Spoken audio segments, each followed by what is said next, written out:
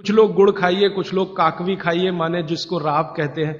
जितना जाड़े का समय है ना, नवंबर दिसंबर जनवरी फरवरी तक राब भरपूर खा सकते हैं।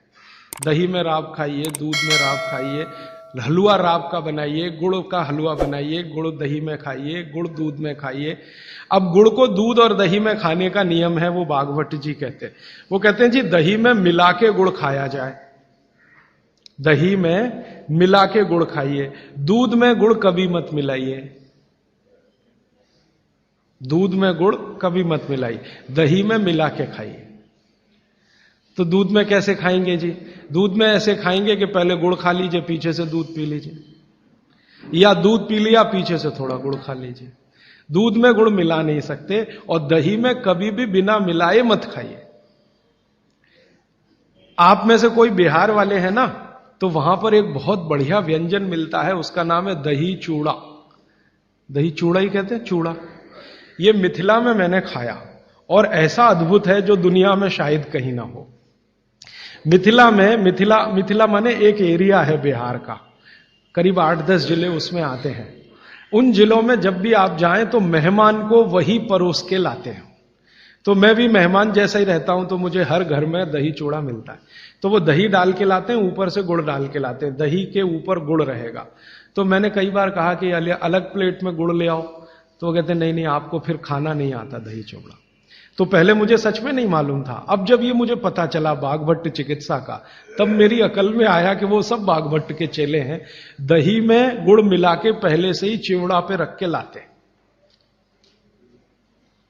तो दही में गुड़ मिला के ही खाइए। अगर आप दही खा रहे हैं तो गुड़ मिला के ही खाइए, तो दही के कई दोष जो आपके लिए अनुकूल नहीं है वो भी खत्म हो जाते हैं।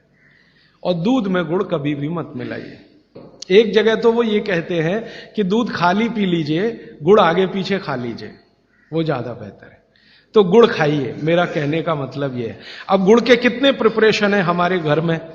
गुड़ का तिल का प्रिपरेशन एक है, तिल पट्टी कहते हैं, गजक। तो भरपूर गजक खाइए। क्यों खाइए जी? तिल है और गुड़ है। गुड़ में जो केमिकल है ऑर्गेनिक, तिल में लगभग वही सब है जो गुड़ में है। तिल भी क्षारीय है, गुड़ भी क्षारीय है, और दोनों क्षारीय चीजें खाएंगे तो पेट के अम्ल को बैलेंस करती रहेंगी। तो तिल गुड़ रोज खाइए, माने तिल की पट्टी बनाइए, गजक बनाइए, नहीं तो तिल का लड्डू बनाइए, गुड़ के साथ बनाइए। फिर इसी तरह से मूंगफली है, मूंगफली भी क्षारीय है और गुड़ भी क्षारीय है। तो मूंगफली और गुड़ मिला के वो पट्टी आती है, वो खाइए, बच्चों को खिलाइए। और आपके पास जो भी प्रिपरेशन है गुड़ तिल के, गुड़ मूंगफली के, वो सब बनाइए। और ये जो 3-4 महीने हैं, नवंबर दिसंबर जनवरी फरवरी तक, भरपेट खाइए, भरपूर खाइए, क्योंकि इस समय आपके शरीर को इन्हीं की जरूरत है। तो कफ जिंदगी से बहुत दूर रहेगा। तिल खा रहे हैं, गुड़ खा रहे हैं, मूंगफली खा रहे हैं, कफ बढ़ने की बिल्कुल संभावना नहीं। तो जिंदगी में कफ के रोग आने की संभावना नहीं। अब जानते कफ का सबसे खराब रोग क्या है? मोटापा। मोटापा कम करना है तो भरपेट गुड़ खाइए, भरपेट तिल खाइए, भरपेट मूंगफली खाइए, मोटापा भी कम हो जाएगा। हाँ, आपको डर है ना, तिल खाएंगे जी उसमें से तेल है।